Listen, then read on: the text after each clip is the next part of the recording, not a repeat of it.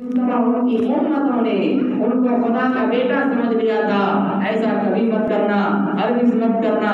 खबरदार खबरदार, बहुत से लोग ऐसे होते हैं जो अपने पीर को, अपने मुर्शिद को खुदा का दावेदार समझने लगते हैं, खुदा का शरीक समझने लगते हैं। तो अल्लाह के रसूल सल्लल्लाहु अलैहि वसल्लम ने उम्मत को ये पैगाम दे दिया और तंबीह फरमा दिया, ऐ मेरी उम्मत के लोगों, मैं अल्लाह का बंदा हूँ, मेरा बाप भी अल्लाह का बंदा था, मेरी माँ भी अल्लाह की बंदी थी। बस मेरी हैसियत ये है, मैं अल्लाह का कासिद हूँ और उसका पैगाम रखता हूँ, उनकी बात तुम तक पहुँचाने आया हूँ। मैं भी इंसानी बंदा हूँ, मैं भी उस अल्लाह तबारक व तआला का मोहताज हूँ। वही सिर्फ अकेला है जो तने तनहा पूरी दुनिया के निज़ाम को अकेला ही चला रहा है।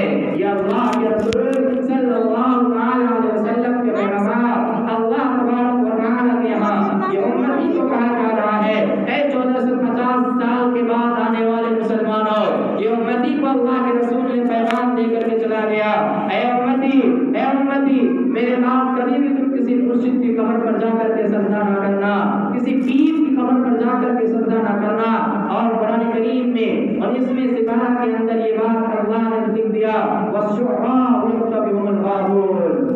जिस तरह के आजकल जाहिल लोग पता नहीं कौन कौन से नाम गाने लगते हैं और अल्लाह के नबी को हक से बनाने लगते हैं। मेरे दोस्तों, मैं आपको वाक़या बताऊं, अल्लाह के रसूल सल्लल्लाहु अलैहि वसल्लम के पास एक सहाबी, जरा कान खोल करके मेरी बात को सुनिएगा, मेरी बातों को अपने ज़हन के अंदर उतारिएगा।